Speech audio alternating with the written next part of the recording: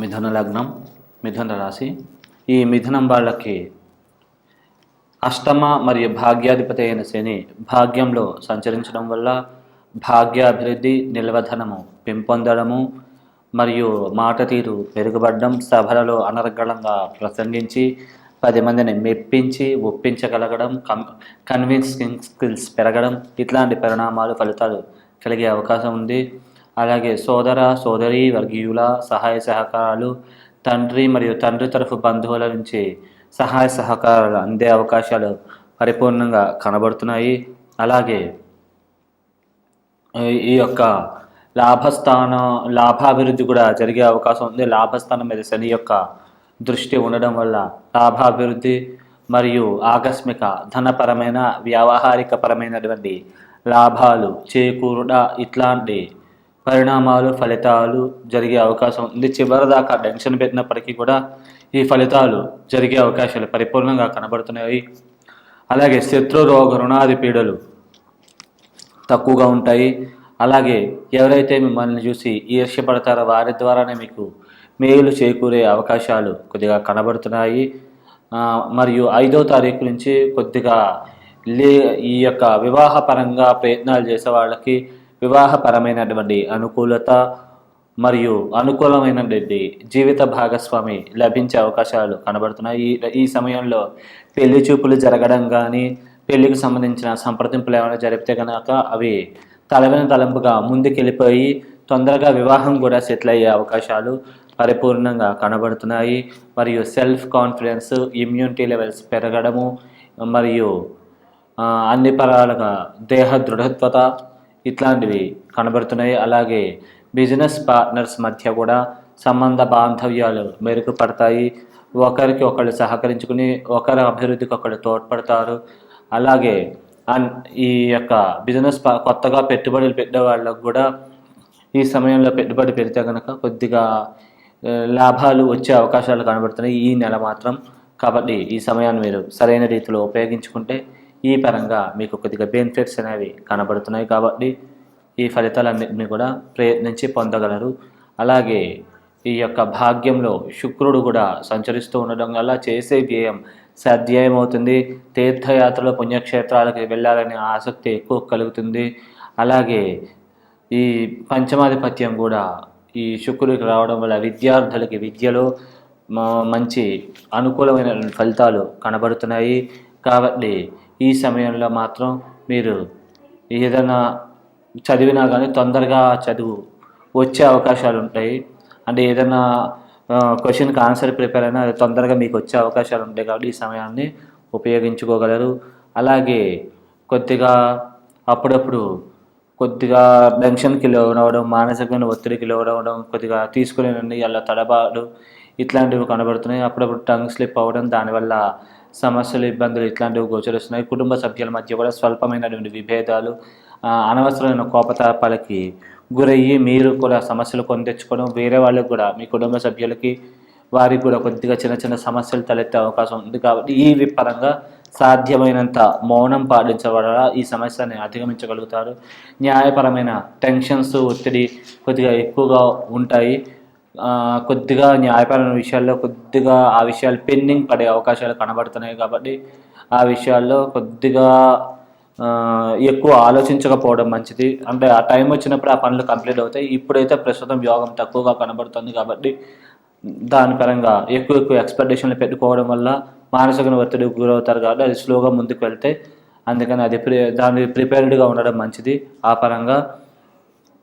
అలాగే ఈ రాహుకేతువులు 4వ ఇంట్లో కేతువు, అలాగే 10వ ఇంట్లో రాహు ఉండడం వల్ల కేతు మహాదశ ముందుగా అయిపోయే రాహు మిగిలినట్లయితే కనుక మంచి ప్రమోషన్లు, ఇంక్రిమెంట్లు, అలాగే కోరుకున్న ప్లేస్కి సంబంధించినటువంటి ట్రాన్స్ఫర్స్ లభ్యమయ్యే అవకాశాలు ఉంటాయి. వ్యాపారస్తులు వ్యాపారాల్లో బాగా లాభాలు గడించగలుగుతారు. అలాగే రాజకీయ నాయకులు రాజకీయ పరంగా కూడా ఉన్నత స్థాయి పదవులని అధిరోహించగలుగుతారు.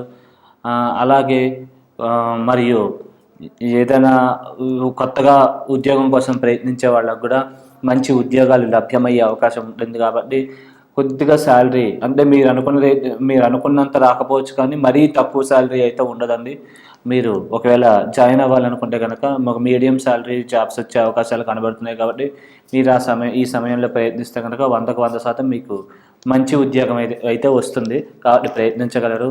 అలాగే సుఖ సంతోష అభివృద్ధి, భూములు స్థిరాస్తులు వాటి యొక్క విలువ పెరగడము మరియు సుఖ సంతోష అభివృద్ధి మరియు తల్లికి ఆరోగ్యాలు మెరుగుపడడం ఇట్లాంటి పరిణామాలు పెంపొందుతాయి. ఒకవేళ వ్యక్తిగత జాతకాల ముందుగా రాహుమహాదశ అయిపోయి కేతు మిగిలితే ఈ ఫలితాలన్నీ కూడా తారుమారై కొద్దిగా రివర్స్లో జరిగే అవకాశాలు ఉంటాయి కాబట్టి ఈ విషయాన్ని గమనించుకోగలరు. అలాగే మీకు ఈ కొద్దిగా వాహనాలు కొద్దిగా స్పీడ్గా డ్రైవ్ చేసే అలవాటు ఉంటే కనుక అది సాధ్యమైనంత వరకు అలా చేయకపోవడం మంచిది. ఎందుకంటే రాహు అయిపోయి కేతు మిగిలితే కనుక వాహన స్థానంలో ఉన్నారు కాబట్టి వాహన గండాలకి ప్రమాదాలకి గురయ్యే అవకాశం ఉంది కాబట్టి ఆ పరంగా తగు జాగ్రత్తలు తీసుకుంటే కనుక అన్ని పరాలుగా కూడా మీకు మంచి జరుగుతుంది. స్వల్పంగా భూమి సంబంధమైన చిన్న చిన్న లిటికేషన్స్ క్రియేట్ అయ్యే అవకాశం ఉంది. ఇరుగు పొరుగు వారితో కూడా కొద్దిగా సత్సంబంధాలు దెబ్బతినే అవకాశం ఉంది కాబట్టి ఈ విషయంలో తగు జాగ్రత్తలు తీసుకుంటే కనుక ఈ దోషాలన్నింటినీ కూడా అధిగమించగలిగి ఉన్న స్థితి నుంచి ఉన్నత స్థితికి కూడా చేరుకోగలుగుతారు. అన్ని పరాలుగా కూడా మీకు మేలు చేకూరుతుంది. అలాగే సాధ్యమైనంత వరకు ఎల్లో కలరు వస్త్రాలు ధరించకపోవడం మంచిది. ఎందుకంటే ఉభయ కేంద్రాధిపత్య దోషం గురువుకి ఉండడం వల్ల 7-10 స్థానాలకు ఆధిపత్యం గురువుకి రావడం వల్ల కొద్దిగా గురువు కూడా స్పెషల్ దృష్టిలు అంటే అన్ని గ్రహాలు కూడా ఉన్న స్థానం నుంచి 7వ స్థానాన్ని చూస్తే గురువుకి మాత్రం 5 మరియు 9 ఈ విశేష దృష్టిలు ఉండడం వల్ల ఎక్కువ స్థానాల్ని ప్రభావితం అయ్యే అవకాశం ఉన్నది. కాబట్టి ఎక్కువ గురువుకి సంబంధించినటువంటి పరిహారాలు ఏమైనా చేసుకుంటే కనుక దోష నివృత్తి అయ్యి ధనాదాయం పెరిగి ఉన్న స్థితి నుంచి ఉన్నత స్థితికి తొందరగా రాగలుగుతారు. ఈ దోషాలు ఉన్నా కానీ తొందరగా హరించబడే అవకాశం ఉంది. దాని నిమిత్తం మీరు విశేషంగా గురువారాలు కూడా శనగలు బ్రాహ్మణులకి దానంగా ఇచ్చుట కానీ అలాగే లేకుంటే శనగలు బాగా మొలకలు వచ్చేలాగా చేసి ఆ మొలకలు ఆవుకి తినిపిస్తూ ఉండడం కానీ లేకుంటే అది నైవేద్యంగా దేవాలయంలో సమర్పించి అది ప్రసాదంగా వేరే వారికి పంచడం వల్ల కానీ ఈ దోషాలన్నీ కూడా హరించబడి ఉన్న స్థితి నుంచి ఉన్నత స్థితికి చేరుకోగలుగుతారు. అలాగే విశేషముగా మీరు పార్వతీదేవి ఆరాధన చేయడం వల్ల మీకు శుభాలు చేకూరుతాయి, దోషాలు హరించబడతాయి. శుభం.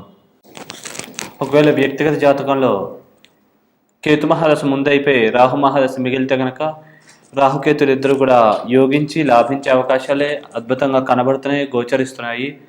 మీకు అంటే కమ్యూనికేషన్ స్కిల్స్ మారుతీరు బాగా మెరుగుపడడం, సభలలో అనర్గళంగా ప్రసంగించగలగడం, 10 మందిని మెప్పించి ఒప్పించగలగడము, సోదర సోదరి వర్గీయుల తండ్రికి సంబంధించిన తండ్రి వర్గీయుల సహాయ సహకారాలు బాగా లభించి వారు మీ ప్రతిభకి తగ్గ అవకాశాలు కొద్దిగా కల్పించే అవకాశాలు గోచరిస్తున్నాయి. అలాగే మీకు అన్ని పరాలుగా కూడా చివరిదాకా టెన్షన్ పెట్టినప్పటికీ కూడా అనుకోని విధంగా అదృష్టం కలిసి వచ్చి మీరు అనుకున్న పనులన్నింటిలో కూడా విజయాలు కూడా సాధించగలుగుతారు.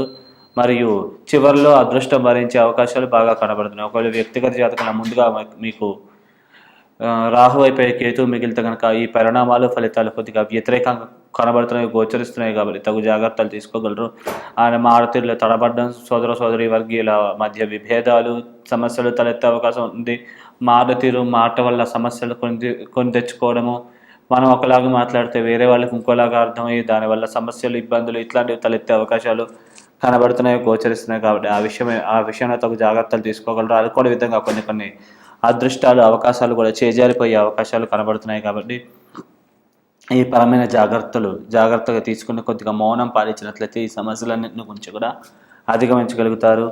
అలాగే మీరు వ్యక్తిగత జాతకంలో ఈ దోషాలన్నింటినీ కూడా అధిగమించగలిగి మీరు అనుకున్నవన్నీ పరిస్థితికి అన్నిటికీ చేరుకోవాలనుకుంటే కనుక దైవిక బలం శక్తి పెంపొందించుకోవడం నిమిత్తం విశేషముగా సుబ్రహ్మణ్య స్వామి ఆరాధన, స్వామికి సంబంధించిన స్తోత్రపారాయణ, అభిషేక అర్చనాదులు ఇట్లాంటివి చేసుకోవడం మంచిది.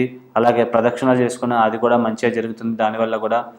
అలాగే ఓం శరవణ భవాయ నమః మంత్రాన్ని ప్రతిరోజు జపించడం వల్ల కూడా మీకు శ్రేష్టత చేకూరుతుంది. అలాగే కుదిరినంత గోసేవ, బ్రాహ్మణ సేవ, మీకు శక్తి స్తోమత ఉంటే కనుక శనీశ్వరుడికి జపాలు చేయించుకోవడం వల్ల మీకు మంచి జరుగుతుంది, మేలు చేకూరుతుంది. శుభం.